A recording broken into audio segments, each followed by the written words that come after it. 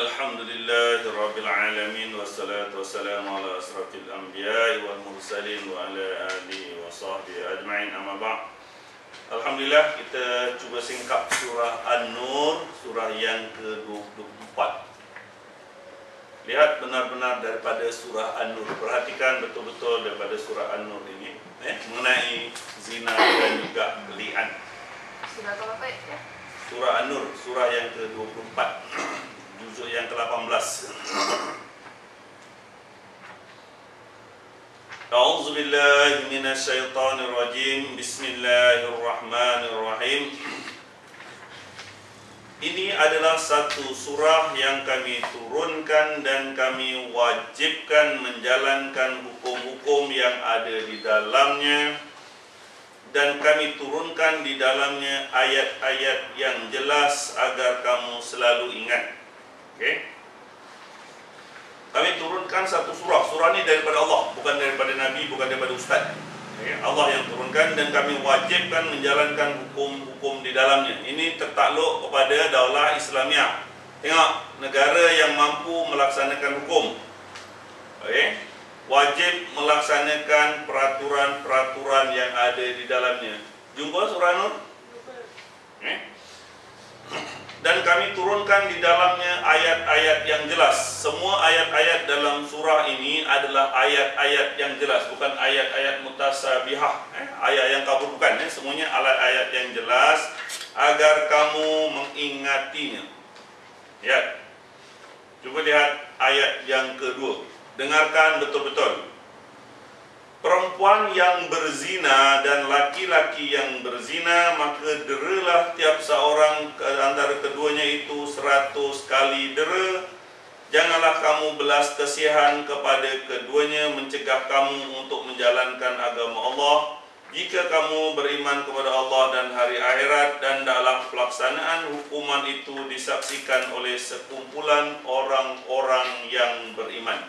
Ini peraturan zina. Perempuan yang berzina dan laki yang berzina, perkataan ini tidak ada kecuali. Semua perempuan, semua laki-laki, tak kira dah kahwin ataupun belum, anak dara ataupun janda, duda ataupun bujang. Faham? Perempuan yang berzina, laki yang berzina, hukuman dia 100 kali dera. Nanti saya akan terangkan. Awak jangan terlalu berpegang dengan apa yang awak tahu tanpa merujuk dari Al-Quran dahulu. Ingat dalam surah Al-Hujurat, wahai orang yang beriman, jangan kamu mendahului Allah dan Rasul. Jangan ikut undang-undang sendiri tanpa merujuk Al-Quran. Dengar dulu dari Al-Quran. Perempuan dan laki-laki yang berzina, hukuman dia 100 kali rotan. Tak ada illa kecuali orang yang dah kahwin, tak ada. Tidak ada ayat yang begitu bunyinya. Jadi segala peraturan dari Islam, perempuan atau laki-laki, kahwin ke, dah kahwin ke, janda ke, duda ke, bujang dara, hukuman dia 100 kali rotan. Nanti saya akan terangkan. Dan janganlah kamu merasa belas kasihan kepada keduanya, mencegah kamu untuk menjalankan agama Allah. Dalam melaksanakan hukuman rotan 100 kali ini, orang beriman tidak sepatutnya merasa belas kasihan. Perempuan rotan kecil nyalah ni, tidak. Hendaklah rotan berarti rotan, bukan nak membunuh. Dan janganlah kamu merasa belas kasihan terhadap keduanya untuk kamu agama Allah. Itu pun jika kamu benar-benar beriman kepada Allah dan hari akhirat. Kalau mereka benar-benar beriman, kadang-kadang mereka tak beriman. Iman sikit-sikit je, rotan ala kadar dan sebagainya. Dan adalah disaksikan oleh sekumpulan orang-orang yang beriman. Allah sebut rotan 100 kali.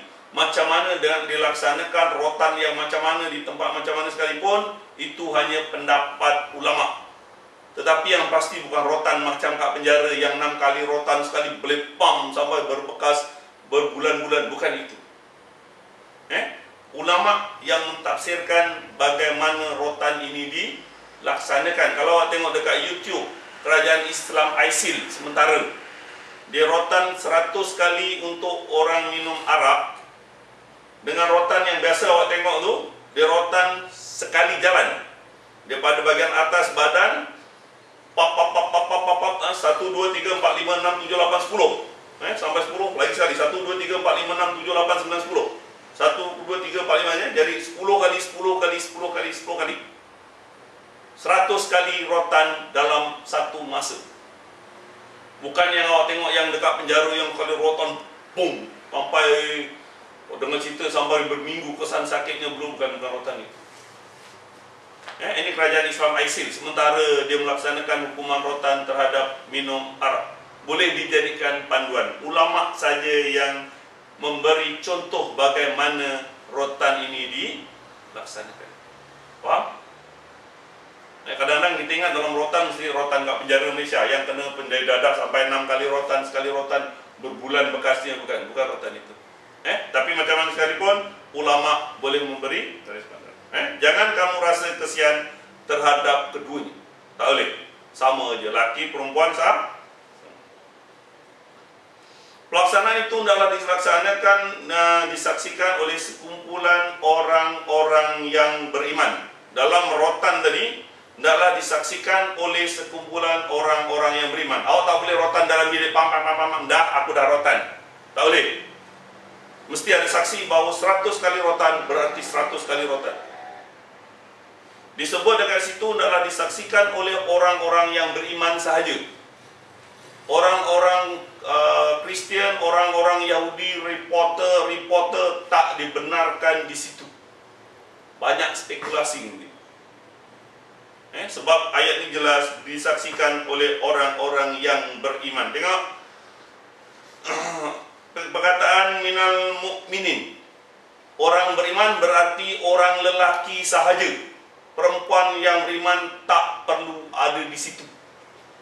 Dalam pelaksanaan hukum rotan ini hendaklah hanya lelaki beriman sahaja. Apabila perempuan ada kat situ kan kena rotan, ada darah, ada kacau. Ini peraturan dari agama. Lihat tentang hukum zina. Perempuan yang berzina dan laki yang berzina, maka dera tiap seorang keduanya 100 kali dera. Jangan kamu merasa belas kesian kepada keduanya, mencegah kamu untuk agama Allah. Jika kamu beriman kepada Allah dan hari akhirat, dan hendaklah pelaksanaan itu disaksikan oleh sekumpulan orang-orang yang beriman. Ayat ini jelas, ulang balik. Laki perempuan, kahwin dah kahwin, janda duda, bujang dara, peraturan dia sama, rotan 100 kali. Dari mana awak datangnya? Awak dengar rejam batu sampai mati bagi orang yang dah kahwin? Awak pernah dengar? Okey, baik. Surah An-Nur ini turun pada ujung tahun ke-6 Hijrah. Ada suatu perkara yang berlaku dalam sejarah Rasul, iaitu berlaku pada tahun pertama ataupun awal tahun kedua Hijrah, iaitu kedengkian orang Yahudi terhadap Rasul. Cuba awak lihat surah At-Taubah ayat 43. Surah Al-Maidah ayat 43. Sekarang awak dengar jelas mana datangnya cerita rejam batu sampai mati. Okey, daripada Rasulullah datang ke Madinah, Rasulullah mengajak orang-orang Yahudi untuk masuk Islam, tetapi orang Yahudi bukan sekadar menolak tetapi memusuhi Rasul. Salah satu kedengkian Bani Quraizah Yahudi terhadap Rasulullah SAW ini berlaku pada akhir tahun pertama atau awal tahun kedua. Surah An-Nur turun pada tahun ke-6, belum ada peraturan zina pada masa itu. Orang-orang Yahudi Quraizah ni mengatakan di antara mereka rahib-rahib dia ada yang berzina, dah kahwin, laki dah berkahwin, orang alim, perempuannya pun dah alim, dah kahwin, tapi ada zina. Dia kata, kita serahkan urusan ini kepada Muhammad, kepada Rasulullah, biar katakan pada dia, biar dia mengadili dan kita akan mengikut apa yang diputuskan. Di musyawarah dahulu. Sekiranya Muhammad menjatuhkan hukuman rotan, maka dia adalah raja, kamu hendaklah ikut. Sekiranya Muhammad menjatuhkan hukuman sama seperti apa yang ada di tangan kamu, kitab Taurat, maka sembunyikan apa yang ada di tangan kamu. Okey? Itu kata Bani Quraizah. Pemimpin-pemimpin Quraizah dengki pada Nabi. Rasulullah maka dijemput datang, Rasulullah datang ke Nadatul Madras, iaitu balai rung seri kepunyaan Yahudi Bani Quraizah. Dia kata, Muhammad, ini lelaki muhsan dan perempuan muhsanat. Dia berzina, aku lantik kau sebagai hakim. Awak jatuhkanlah apa juga keputusan, kami akan ikut. Masa itu undang-undang zina belum turun lagi, Al-Quran surah An-Nur belum turun. Rasulullah berkata, mana ulama-ulama kamu? Rahib-rahib kamu. Okay? Jadi ada 3 orang ulama Yahudi yang keluar. Yang pertama bernama Yasir bin Attab. Yang kedua bernama Wahab bin Yahuda, dan yang ketiga sejarah mengatakan seorang ulama muda yang bernama Abdullah As-Surya. Rasulullah berkata, antara 3 orang ulama ini siapa yang paling baik ilmunya tentang Taurat? Dia mengatakan Abdullah As-Surya. Jadi Rasulullah terus mendesak kepada Abdullah As-Surya, bukankah dalam kitab Taurat lelaki muhsan dan perempuan muhsanat yang zina hukumannya rejam batu sampai mati? Bukankah dalam kitab Taurat begitu? Abdullah As-Surya mengatakan, benar wahai Abul Qasim. Itu gelaran kepada Rasul. Anak yang pertama bernama Qasim. Berarti dalam kitab Taurat, perempuan muhsanat dan lelaki yang muhsan berzina, hukuman dia rejam batu sampai mati. Rasulullah berkata, laksanakan. Berpandukan dengan kisah ini, Rasulullah menjatuhkan hukuman rejam batu sampai mati itu adalah bagi perempuan muhsanat, laki muhsanat Bani Israel mengikut kitab Taurat, bukan mengikut Al-Quran. Peraturan rejam batu sampai mati itu untuk Bani Israel, bukan untuk orang Islam. Peraturan zina belum turun. Peraturan zina surah An-Nur turun pada tahun yang ke-6 Hijrah. Faham? Apabila diperintahkan itu, orang-orang Yahudi janji nak buat, akhirnya dia tidak melakukannya. Itu awak lihat ayat 43 surah Al-Ma'idah. Dan bagaimana mereka mengangkat kamu menjadi hakim, padahal mereka mempunyai kitab Taurat, di dalamnya ada hukum Allah, kemudian mereka berpaling sesudah keputusan itu, dan mereka sungguh-sungguh orang yang bukan beriman. Apa benda nak panggil Nabi sebagai hakim? Bukankah awak ada kitab Taurat? Okay? Jadi kisah itu Rasulullah menjatuhkan hukum rejam batu sampai mati, bukan untuk orang Islam, tetapi ikut untuk orang Yahudi mengikut kitab Taurat. Ingat, ayat ini turun surah Al-Ma'idah berkenaan orang Yahudi pada tahun pertama atau kedua Hijrah. Sedangkan surah An-Nur turun pada hujung tahun yang ke-6 Hijrah. Masa itu belum ada peraturan zina. Faham? Jelas? Jelas? Alright, cuba lihat surah An-Nisa ayat 25.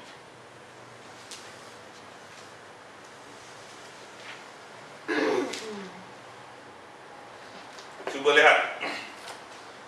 Barang siapa di antara kamu orang merdeka tidak cukup belanja untuk mengawini wanita merdeka yang beriman, ia boleh mengawini wanita beriman daripada hamba sahaya yang kamu miliki.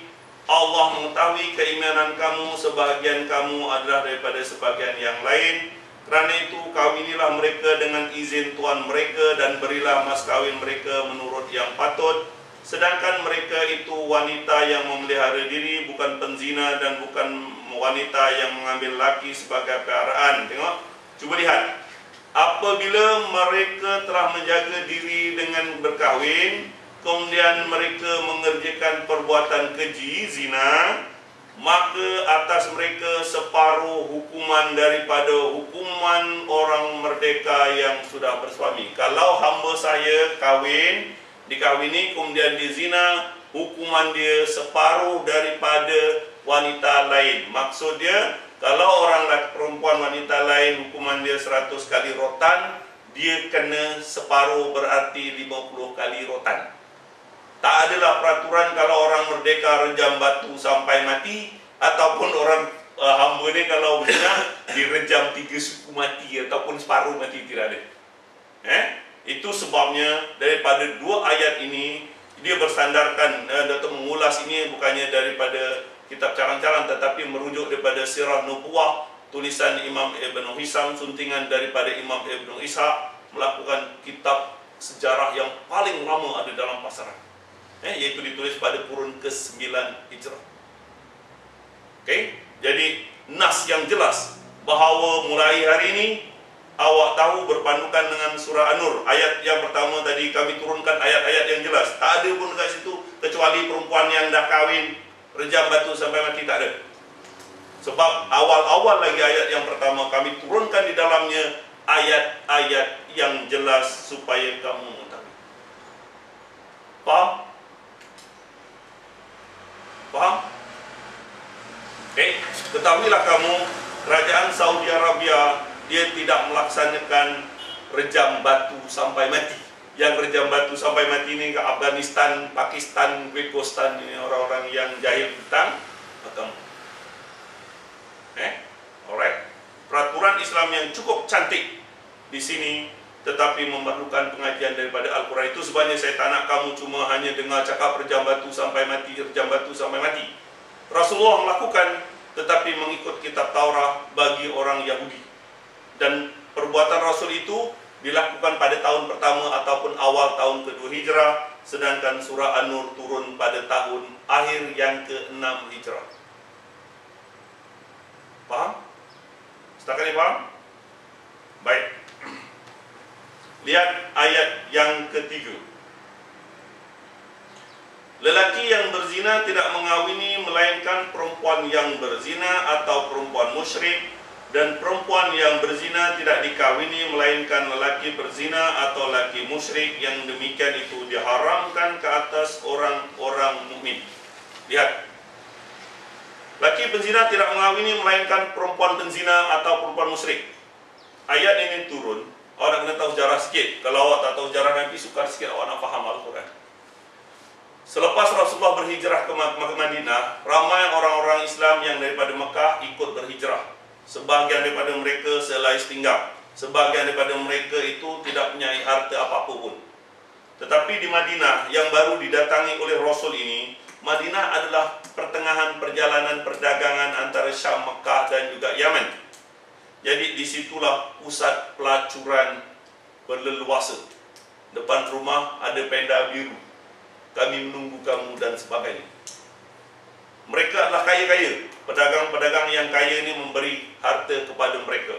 Jadi sebagian orang yang beriman ini merasakan kalau aku kahwin dengan pelacur ni, nanti boleh jadi baik, kita mulakan hidup baru. Jadi sebahagian daripada mereka itu berpikiran demikian. Matlamatnya nak jadikan baik pelacur tu, ataupun nak, sedangkan dia sendiri adalah orang yang susah. Tetapi apabila berita ini sampai kepada Rasul, dan maka turunlah ayat Al-Quran, lelaki penzina tidak mengawini melainkan perempuan penzina dan perempuan musyrik, dan perempuan penzina tidak dikawini melainkan oleh perempuan penzina dan perempuan musyrik. Diharamkan ke atas orang-orang beriman terhadap. Jangan berkahwin dengan pelacur, jangan kahwinkan anak kamu dengan gigolo. Hukumnya haram. Hukumnya haram. Bila disebut penzina ni berarti orang yang aktif. Faham? Okey, ada faham tak? Boleh? Lihat ayat ayat yang keempat.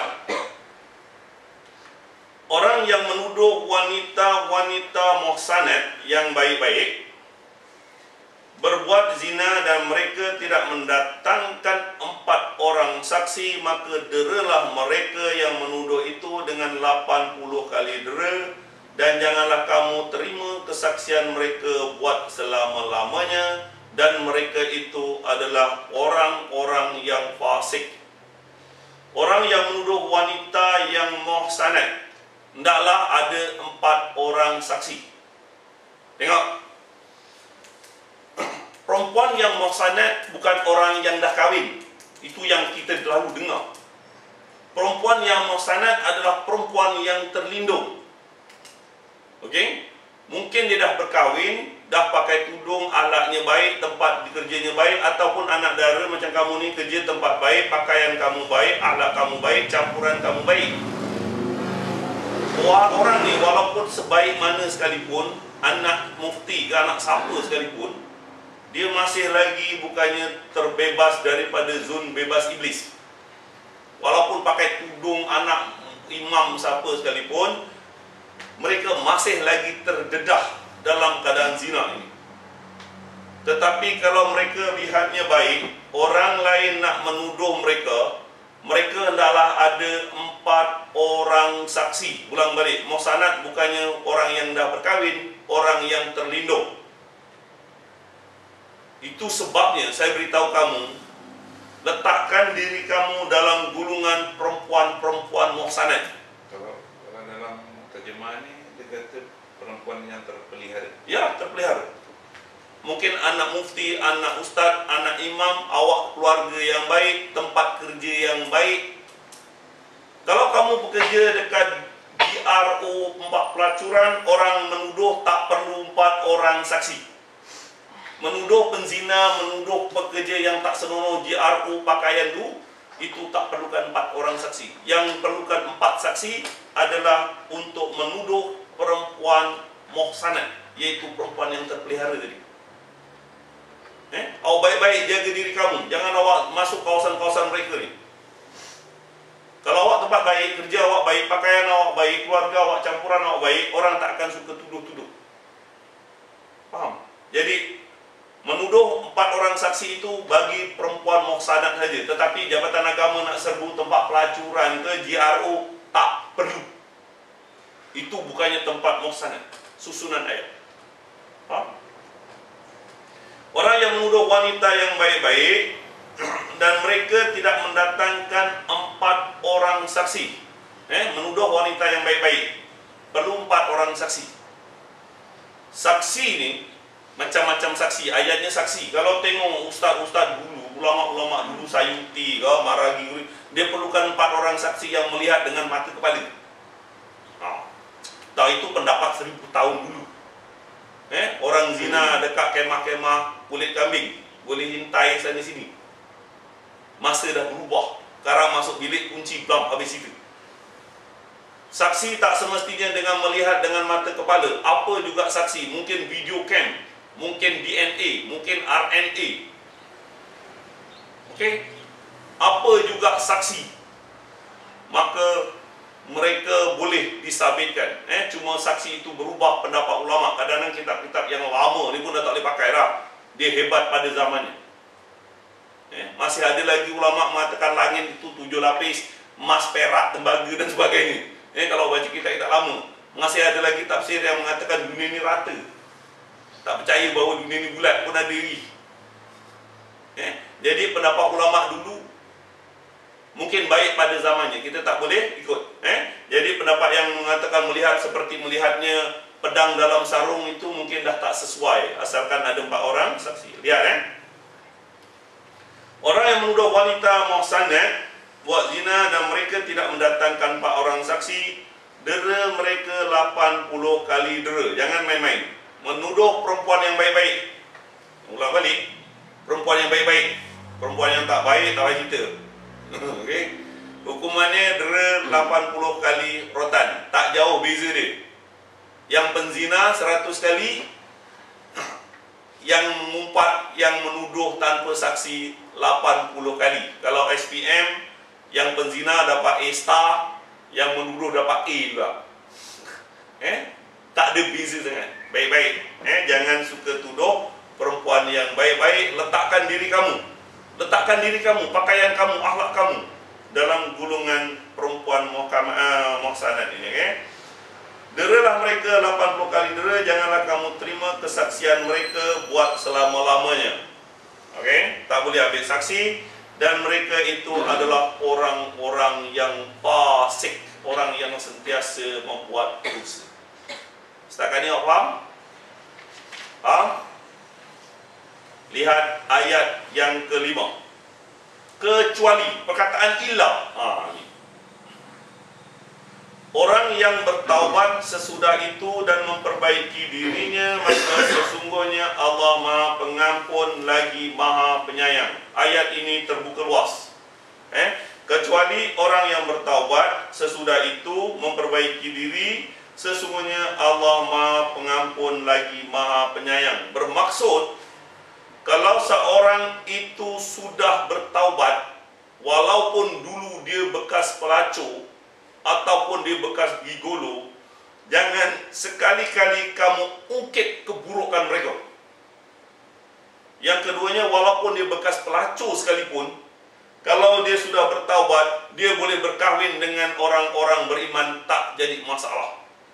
Saya teringat dalam sejarah Sayyidina Umar radhiyallahu an, ada seorang lelaki datang menemui, dia kata adiknya adalah pelacur semasa di Yaman tetapi berhijrah di Madinah, sekarang bertaubat. Ada orang lelaki beriman nak mengkahwininya. Dia kata perempuan zina untuk lelaki zina ni boleh tak kahwinkan? Sayyidina Umar berkata, siapa lagi yang tahu tentang sejarah dia bahawa dia bekas pelacur? Lelaki itu berkata, tidak ada lain melainkan saya, abangnya. Sayyidina Umar berkata, maka kahwinkanlah. Jangan sampai berita ini tersebar. Dan kalau berita ini tersebar, kepala kamu aku pancung.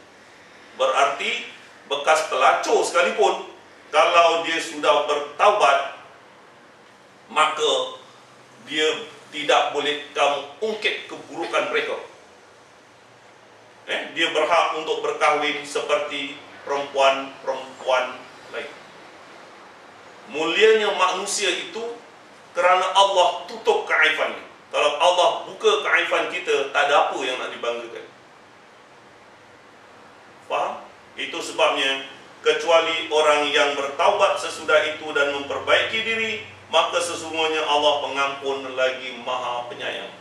Apabila ayat orang yang bertaubat ini juga merujuk, cuba tengok surah Al-Furqan,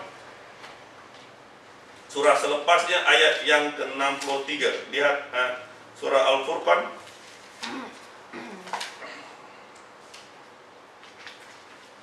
selepas surah An-Nur, surah Al-Furqan ayat 63. Cuba awak lihat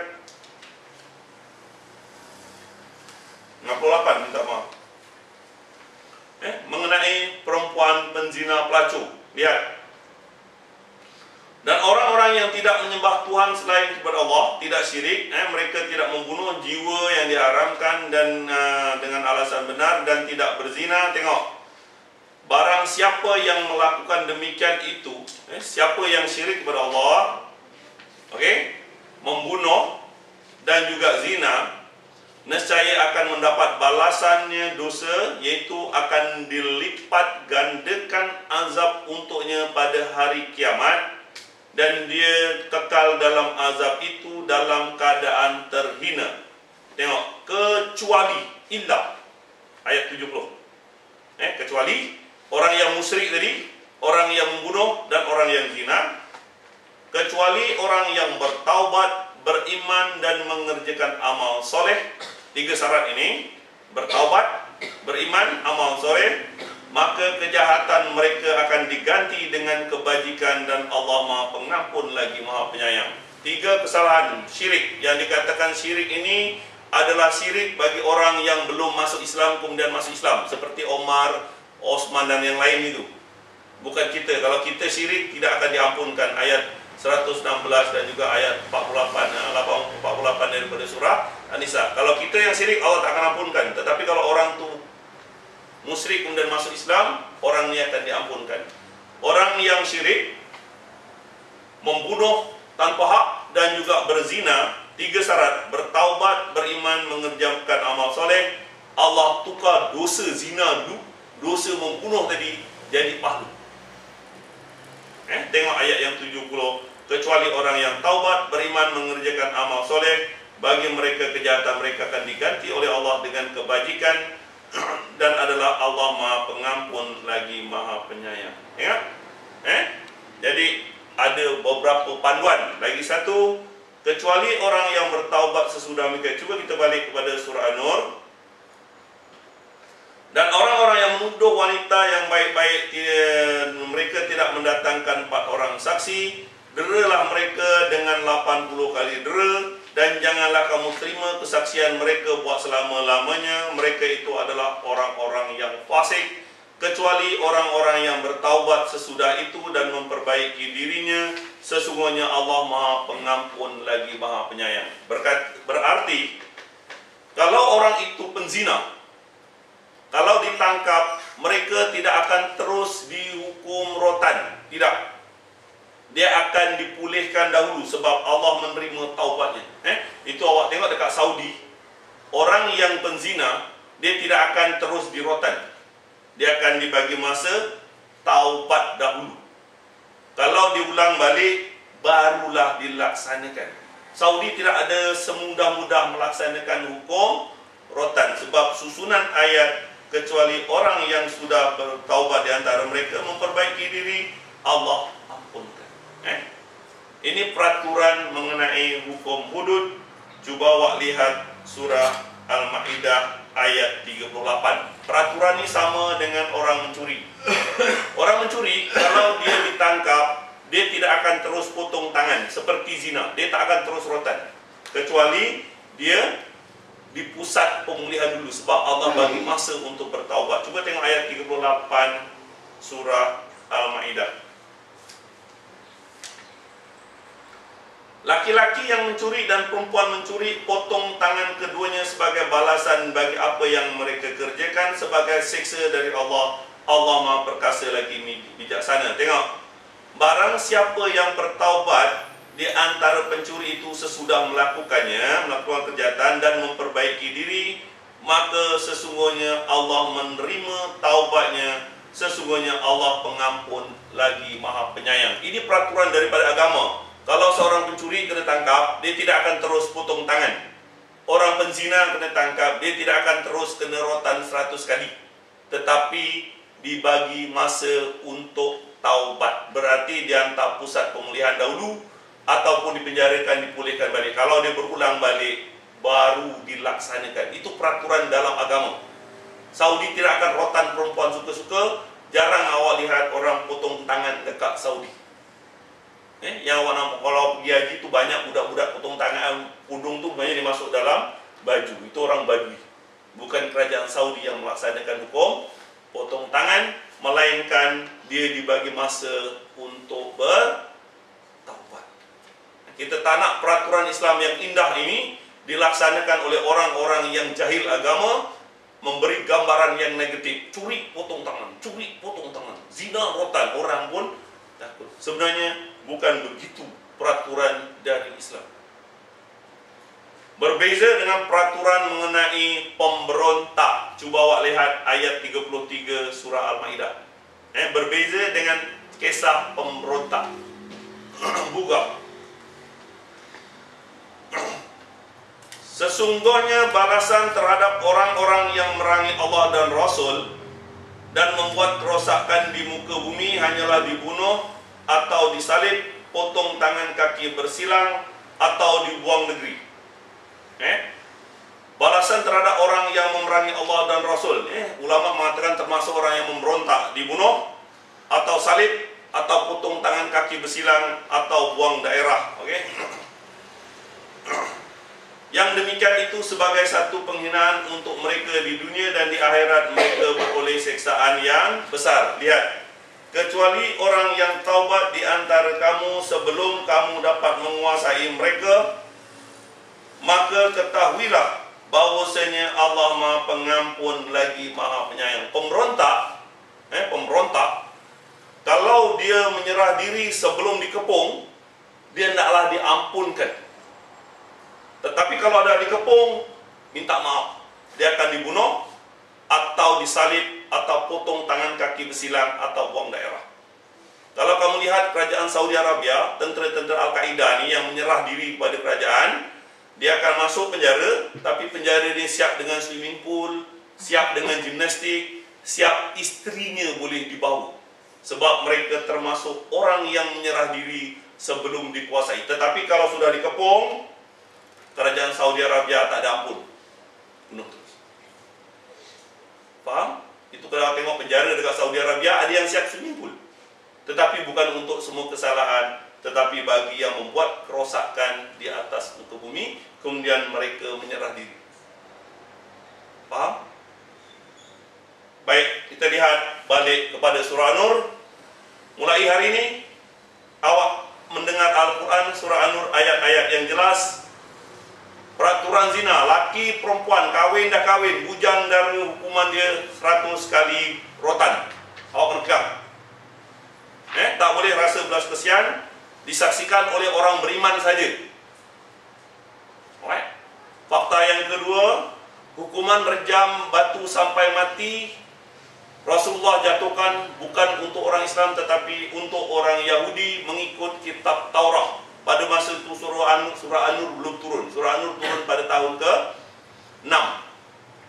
Jatuh hukum rejam batu sampai mati tahun ke-pertama ataupun awal ke-2 Hijrah. Yang ketiga, laki penzina, gigolo, pelacur, jangan kahwin, haram. Yang ketiga, yang keempat faktanya, menuduh perempuan-perempuan muhsanat.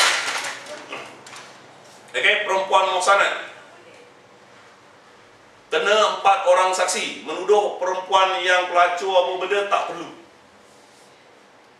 Yang dikatakan 4 orang saksi itu bagi perempuan muhsanat, perempuan yang terpelihara. Masukkan diri kamu dalam keadaan perempuan yang terpelihara. Hukuman menuduh perempuan muhsanat, kalau perempuan yang pelacur tak perlu, 80 kali rotan. Tengok, apabila bertaubat, jangan kamu ungkit keburukan yang sudah-sudah. Dia berhak untuk berkahwin seperti biasa, dan peraturan rotan itu sendiri tidak akan dilaksanakan melainkan diberi masa untuk bertaubat, sama ada dipulihkan ke pusat pemulihan akhlak, penjara dan sebagainya. Itu daripada Al-Quran. Pada minggu hadapan insya-Allah saya akan mengulas 3 orang yang kena rotan dalam sejarah Rasul kerana fitnah Aisyah. InsyaAllah saya mengulas pada kuliah minggu hadapan. 3 orang iaitu Hamnah Al-Jasi, Hasan bin Sabit dan juga Mistah bin Utsasah. Ada 3 orang lelaki yang kena rotan 80 kali terhadap fitnah Aisyah ini yang berlaku pada tahun ke-6 Hijrah, yang berlaku pada bulan Sa'ban tahun ke-6 Hijrah, sekembalinya Rasulullah dari peperangan Al-Muqtalib. InsyaAllah saya mengulas lebih lanjut mengenai kisah fitnah Aisyah pada minggu hadapan. Ada apa nak tanya mengenai zina sekarang ini? Baik, kita masuk ayat yang ke-6 mengenai li'an. Orang yang menuduh istrinya berzina padahal mereka tidak mempunyai saksi selain diri mereka sendiri, maka persaksian orang itu adalah bersumpah 4 kali atas nama Allah. Sesungguhnya dia termasuk dalam orang-orang yang benar. Dan sumpah yang kelima, bahawa laknat Allah atasnya jika dia termasuk dalam orang yang berdusta. Ini berat. Menuduh isteri dia sendiri berzina, berarti akan berlaku apa yang tersebut di dalam Al-Quran, pasti berlaku. Balik ke rumah, ada orang lain kat bilik, taruh kau. Orang lain tak ada saksi siapa. Menuduh isteri sendiri berzina. Suaminya sakit amar bertahun-tahun, tiba-tiba isterinya mengandung, tak usah. Suaminya pergi ke luar negara, belajar ke mana, pergi perang apa benda, balik isterinya mengandung pula. Ataupun dia sahaja tuduh isteri dia mengandung atas sebab-sebab tertentu. Islam ada peraturan. Takkan nak ada 4 orang saksi pada masa itu? Siapa saksi awak? Maka menuduh isteri sendiri berzina ini adalah suatu yang berat. Tetapi benda ini akan berlaku dalam setiap zaman. Ada lelaki yang menuduh isterinya sendiri yang zina. Mungkin kerana isterinya sendiri yang melakukan kesalahan itu, ataupun lelaki itu saja nak menuduh atas sebab tertentu. Peraturannya, hendaklah dia bersumpah 4 kali sumpah bahawa dia termasuk orang benar. Demi Allah, contohlah, isteri saya berzina, semasa saya balik dalam tu saya nampak lelaki dalam bilik saya. Demi Allah, 4 kali sumpah. Dan sumpah yang kelima, demi Allah, laknat Allah bagi saya sekiranya saya berdusta. Contohlah, faham? Ini nak menuduh isteri sendiri zina. Okey? Lihat. Istrinya itu dihindarkan dari hukuman oleh sumpahnya 4 kali atas nama Allah. Sesungguhnya suaminya termasuk orang-orang yang dusta.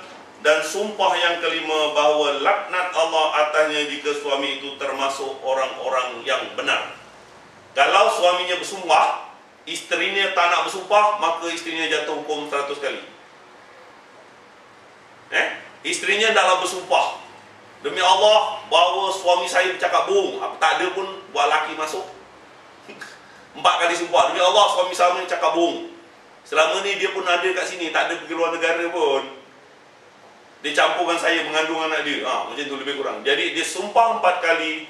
Dan sumpah yang kelima adalah laknat Allah jika dia yang berdusta. Ini menuduh sendiri isteri berzina. Kamu hendaklah tahu peraturan dalam Al-Quran, sebab ini mungkin berlaku dalam keluarga kamu, diri kamu sendiri. Mungkin suami saja-saja tuduh awak, ataupun sebaliknya. Ini peraturan daripada agama, menuduh sendiri isteri berzina. Ada panduan dari Al-Quran. Faham? Faham? Bawa Al-Quran kepada suami, ke ayah awak dan sebagainya, biar mereka tahu bahawa tak boleh main suka tuduh-tuduh dan ada peraturan dalam agama. Datuk baca dalam tafsir Al-Azhar, kisah turunnya ayat Quran ini. Seorang lelaki menuduh isterinya zina, lelakinya bersumpah, isterinya pun bersumpah, maka dua-dua terhindar daripada itu.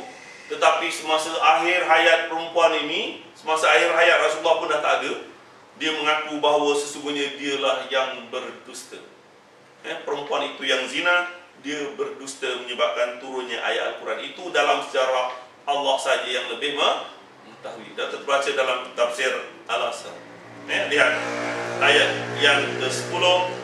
Dan andai kata tidak ada kurnia Allah dan rahmatnya atas diri kamu, andainya Allah bukan penerima taubat lagi maha bijaksana, nescaya kamu akan mengalami kesusahan. Kalau tidak ada kurnia daripada Allah, tidak ada peraturan daripada Allah, maka semuanya akan rosak binasa. Tak ada peraturan daripada Allah. Zina main bunuh sendiri ke, suami main suka-suka tuduh ke, dan tidak Allah menerima taubat, pelacur dibiarkan sampai dihina sampai sepanjang hayatnya. Peraturan dalam Al-Quran ini adalah sebesar-besar rahmat dari Allah. Faham? Ada apa yang kurang faham tentang zina? Ulang balik, insyaAllah minggu depan kita akan mengulas secara lengkap mengenai fitnah Aisyah, yang berlaku pada bulan Sa'ban. Peperangan itu berlaku dalam bulan Sa'ban tahun ke-6 Hijrah, sekembalinya dari perang Al-Muhtalib. InsyaAllah saya akan mengulas lebih jelas tentang fitnah Aisyah, ayat yang ke-11 dan seterusnya. Ada apa yang kurang faham tentang zina? Tak ada? Jelas? Faham?